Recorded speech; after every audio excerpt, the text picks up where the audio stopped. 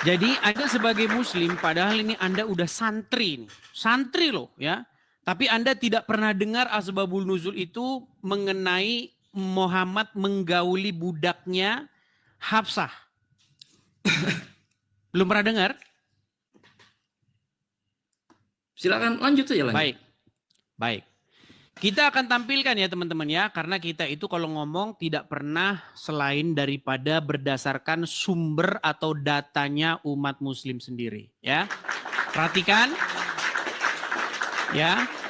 Ini adalah kitabnya umat Islam, Tafsir Ibnu Katsir, mengenai surat At-Tahrim ayat yang pertama. Ya. Nih, Nabi, hai Nabi, mengapa kamu mengharamkan apa yang Allah menghalalkannya bagi kamu? Kamu mencari kesenangan hati istri-istrimu. Dan Allah Maha Pengampun lagi Maha Penyayang. Sesungguhnya Allah telah mewajibkan kepada kamu membebaskan diri dari sumpahmu. Nah ini, kita baca ya tafsirnya ya, perhatikan ya. Nih, ulama tafsir berbeda pendapat sehubungan dengan asbabul nuzul. Tadi Anda ngeyel sama saya kan masalah asbabul nuzul ya. Yang melatar belakangi penurunan permulaan surat At-Tahrim ini. Menurut suatu pendapat, ayat ini diturunkan berkenaan dengan peristiwa Maryah Al-Qibtiyah. Lalu Rasulullah mengharamkan bagi dirinya, yakni tidak akan menggauli.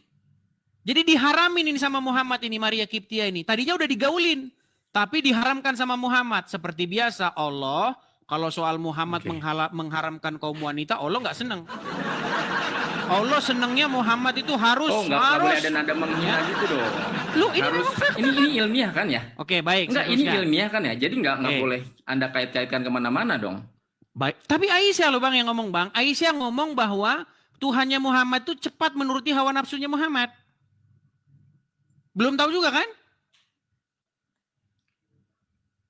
Tadi Anda bilang kalau soal perempuan. Loh, Aisyah yang ngomong Bang. Aisyah bilang bahwa Tuhannya Muhammad kalau itu pembahasan sangat silakan cepat pembahasan saja. Terus saya tanya, sekarang saya tanya.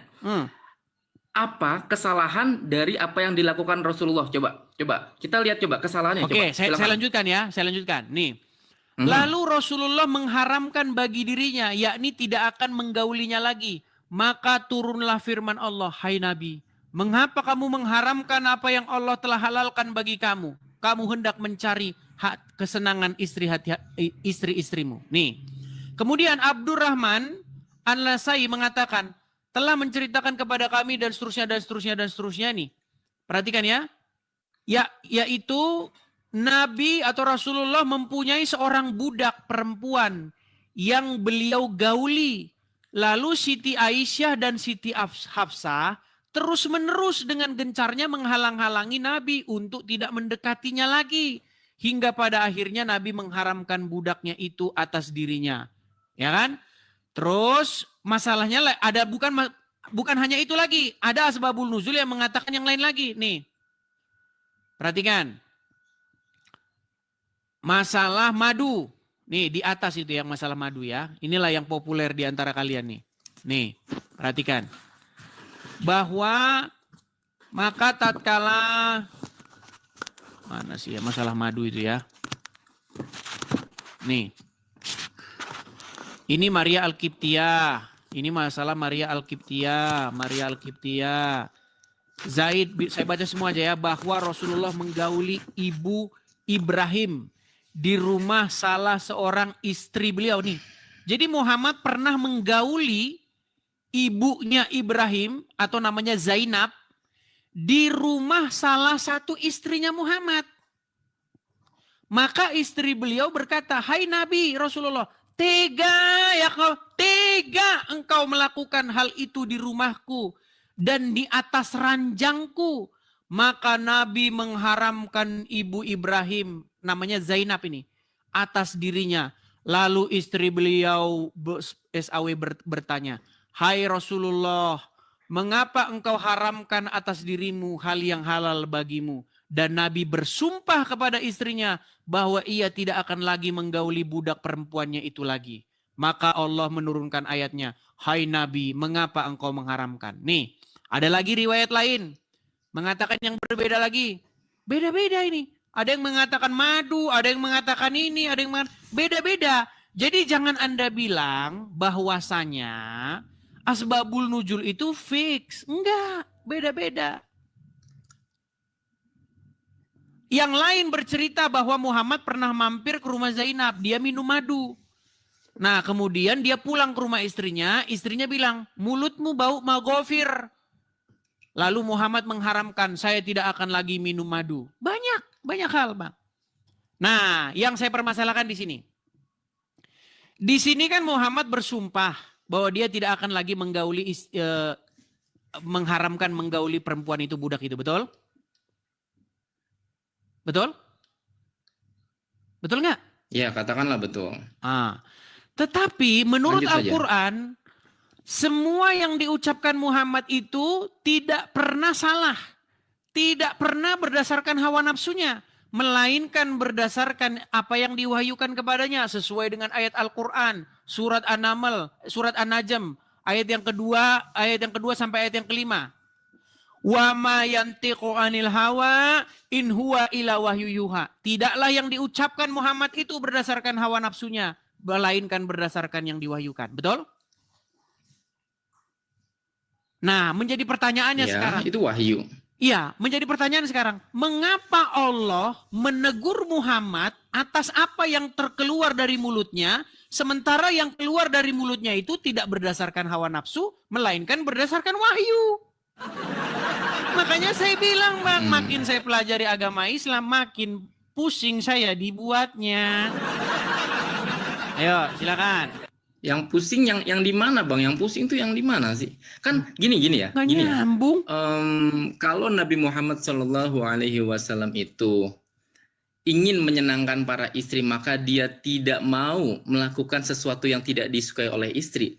Lalu langsung ditegur oleh Allah Subhanahu wa taala. Yang pertama, untuk menggauli seorang budak tidak apa-apa. Tapi karena Rasulullah SAW ingin menyenangkan seorang istrinya, maka beliau langsung mengharamkannya itu. Lalu ada hikmah di situ. Jadi segala sesuatu tindak tanduk Rasulullah SAW itu akan mendasari hukum-hukum Islam. Itu hebatnya Islam. Jadi kita bukan mencontoh sesuatu yang bukan manusia, kita mencontoh manusia yang bisa langsung kita adaptasi ke kehidupan kita sendiri. Bang Jadi, Santri, gini, Bang Santri, ketika, bukan itu loh yang kita bahas, Bang. Saya tidak memotong, sebentar dong. Tadi kan Anda bingung ya kan? Nah, segala tindak tanduk Rasulullah SAW ketika dia salah, berarti ya kalau misalnya Bang Edis TV mengatakan bahwa oke, Nabi Muhammad salah, ada konsekuensinya. Berarti Bang Edis TV mengatakan bahwa Al-Quran, apa yang disebutkan Rasulullah SAW atau Nabi Muhammad SAW itu benar adanya. Sampai-sampai sesuatu yang menegur beliau catatkan. Lalu ketika Rasulullah SAW menghukumi sesuatu dan itu salah, langsung ditegur oleh Allah Subhanahu wa taala. Karena ketika Rasulullah SAW langsung melantunkan, mengharamkan untuk menggauli budak, jadilah itu produk hukumnya.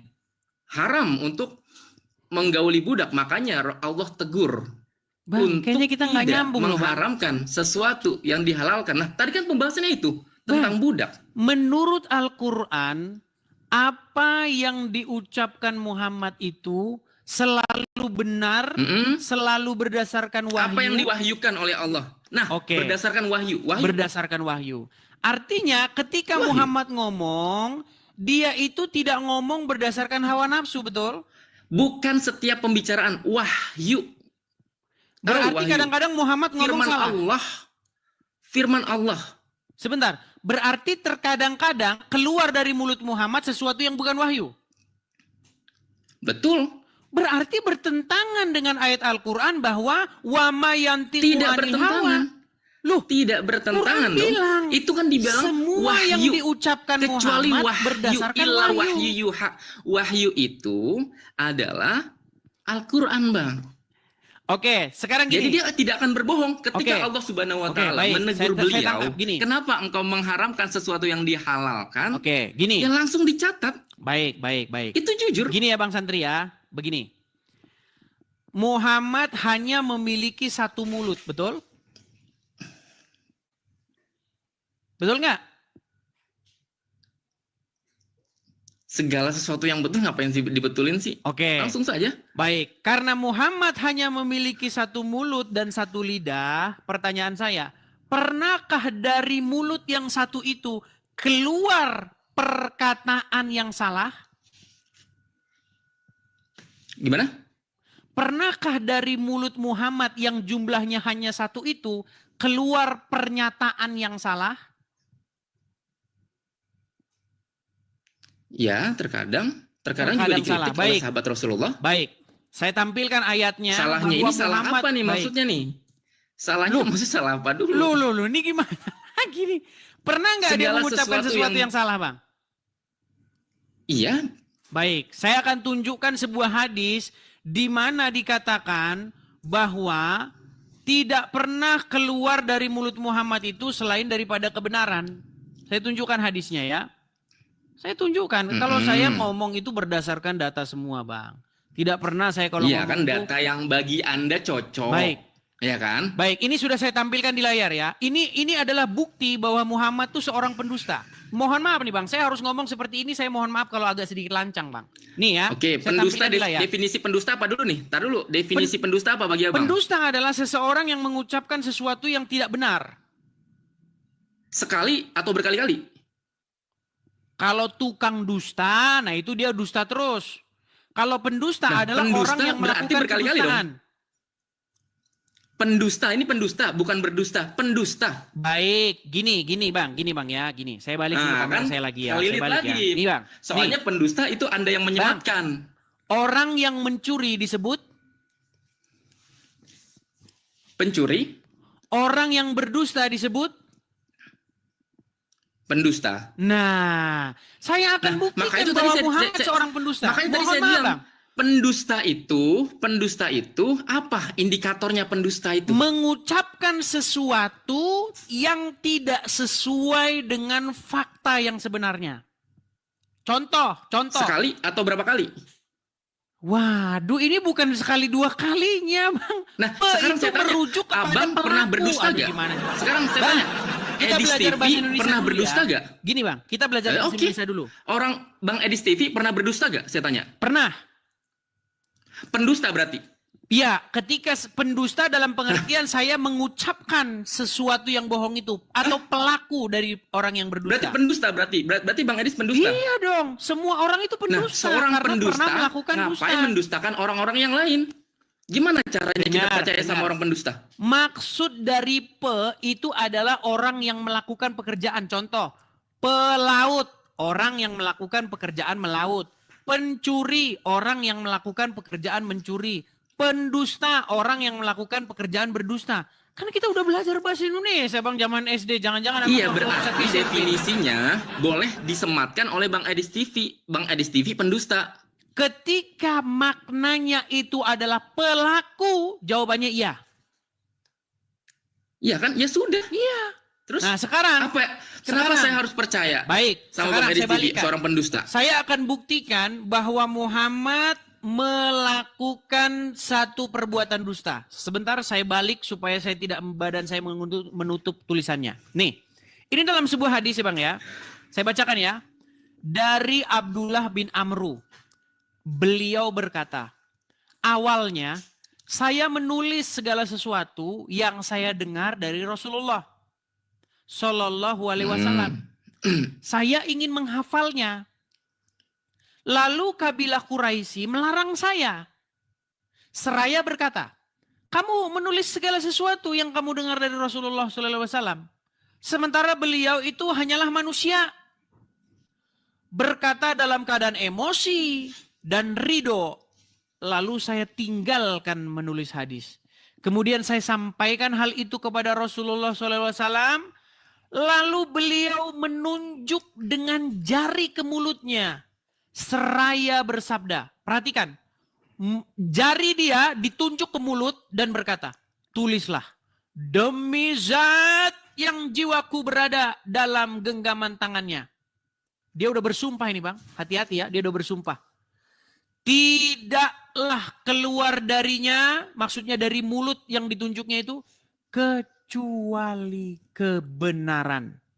Saya tanya satu kali lagi kepada Anda. Pernahkah keluar dari mulut Muhammad selain daripada kebenaran? Tidak, selalu Tidak pernah. kebenaran. Berarti semua yang keluar dari mulut Muhammad adalah benar, betul?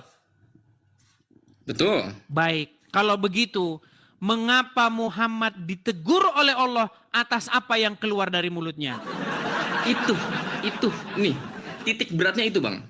Titik poinnya itu, ketika Rasulullah Shallallahu Alaihi Wasallam ada salahnya, langsung Allah Berarti tegur. yang diomongin Artinya, Muhammad tidak benar. Karena seluruh yang diucapkan dia tidak mungkin salah. Gimana? Saya ngomong, dia ngomong. Saya ngomong, Anda ngomong. Oh silakan, Gimana? silakan. Tadi Anda ngomong, saya diam. Silakan. Itu berarti, nih Biang, dengarkan dengan apa ya? Dengan, ya kita kosongkan dulu gelas gitu loh. Jangan ada tadi benci segala macam. Itu berarti bang, saya ajarin ya. Ketika Rasulullah Shallallahu Alaihi Wasallam ada kalanya salah berbicara, maka Allah akan langsung menegurnya. Berarti di luar teguran-teguran Allah kepada Rasulullah itu semuanya benar. Bang, barusan tadi Anda bilang semua yang keluar dari mulut Muhammad Benar. tiada lain, Benar. tiada bukan, hanyalah kebenaran. Benar. Lalu bagaimana mungkin Muhammad menegur apa yang terucap yang keluar dari mulutnya, sementara yang keluar dari mulutnya benar? Kan Muhammad ditegur, mengapa engkau Muhammad mengharamkan apa yang dihalalkan bagimu? Karena kamu hendak menyenangkan hati istri-istrimu. Dia kan bersumpah itu sama istrinya. Nih, Aku nih, bersumpah, dengerin ya, katanya, dengerin ya. demi Allah, Dengerin ya, aku dengerin. haramkan Maria Kipti. Dengerin, oke. Artinya yang keluar Oke. dari mulut dia itu, kalau kita merujuk kepada Quran, adalah wahyu. Bukan berdasarkan hawa nafsunya. Kalau merujuk kepada hadis, tidak keluar dari mulutnya kecuali yang benar. Sementara menurut Al-Quran, Muhammad ditegur atas apa yang terucap dari mulutnya. Artinya Allah menegur Muhammad atas apa yang diwahyukan kepada Muhammad. Udah. Berat, saudara-saudara. Nah, udah belum? Bukan Silakan. berat, udah belum? Nanti saya Silakan, ngomong, ikut silakan. ngomong. Silakan. Gini, apa yang dilakukan oleh Rasulullah, ya, apa yang dilakukan Rasulullah itu totally tidak ada salahnya. Ketika Rasulullah mengharamkan sesuatu yang tadi ada asbabun nuzulnya, ya, kita ambil soal madu. Itu beliau mengharamkan hanya untuk diri sendiri. Beliau mengharamkan untuk diri sendiri, bukan umatnya. Jadi sebenarnya beliau juga nggak salah. Kesalahan kecil saja Rasulullah langsung ditegur oleh Allah Subhanahu wa taala yang notabene itu pun bukan kesalahan karena beliau hanya mengharamkan sesuatu untuk dirinya sendiri. Berarti salah nggak yang diucapkan bukan dia? kepada umatnya. Berarti salah yang diucapkan Dan dia. itu karena Rasulullah Shallallahu Alaihi nggak salah karena Rasulullah Shallallahu Alaihi nih di dalam Islam Kalau itu nggak salah, tidak kenapa ditegur? apa-apa kita mengharapkan sesuatu terhadap sesuatu tetapi tidak mengubah hukum syariatnya. Kalau ditegur itu karena salah atau karena benar? Karena sayang bukan karena salah. Jadi karena salah atau karena benar? Saya bilang itu pun nggak salah apa yang dilakukan Rasulullah. Sendiri nih bang. Bang, Nggak ada yang tapi menipu. gini bang ya, abang santri itu bang orangnya ganteng, cocoknya jadi Kristen, berhentilah bang ngikutin Muhammad bang. Kurang Lah, bagaimana? justru karena saya ngikutin Nabi sudah Muhammad, saya menunjukkan ngikutin Kristen dalil-dalil juga. dasar-dasarnya. Kurang bagaimana loh? Mm-mm. Coba. Terus Saya hanya mengatakan kepada Anda, kalau Anda percaya kepada Muhammad, pasti saya percaya di hati kecil Anda sedang menipu diri sendiri. Yang disuruh Enggak. diikuti, yang pantas diikuti Bang, yang pantas dijadikan suri tauladan, itu hanyalah Yesus. Kenapa tuh? Kenapa? Saya nanya, Karena kenapa dia Yesus tidak harus dijadikan suri tauladan? karena dia tidak Sementara dia melakukan Tuhan, bukan kesalahan. manusia. Gimana? Kan kita kan harus mengikuti Yesus nih ya, katanya, kata Anda. Ya kan, layaknya kita mengikuti Yesus. Kenapa? Sementara kita itu harusnya mengikuti yang sesama manusia. Tapi kan Yesus itu Tuhan. Gimana kita mengikutinya? Waduh, ini dia lagi-lagi. Bang, Nah, kan kita diskusi. Oke, baik. Anda percaya Allah itu Tuhan nggak? Nah, kok jadi ke saya lagi? Tadi kan lagi Kan diskusi statement Yesus Anda nih. ini gini Bang, statement Anda ini kontradiksi dengan apa yang Anda imani. Anda kan bilang, Enggak. sebentar Bang, tadi kan Anda udah Enggak, bicara tadi- nih. Tadi kan Anda udah bicara, kasih gantian Enggak, dong. jadi melenceng, Gini. Bang. Anda kan bilang, Yesus itu kan Tuhan. Bagaimana kita ikuti dia? Dia kan Tuhan. Kan itu statement Anda. Enggak, saya nanya kenapa Yesus harus diikuti, bukan titik berat itu. Itu Kan statement Anda tadi itu kata-kata pertama bertentangan Anda dengan lebih baik saya keimanan Kristen. Anda. Allah Tuhan nggak? Menurut Anda Allah itu Tuhan kan? Kenapa Anda ikuti Allah kalau begitu? Justru karena dia Tuhanlah maka kita harus ikuti. Jangan mengikuti orang yang ada di dalam kubur. Apalagi orang yang berbuat salah, bohong. Iya kan?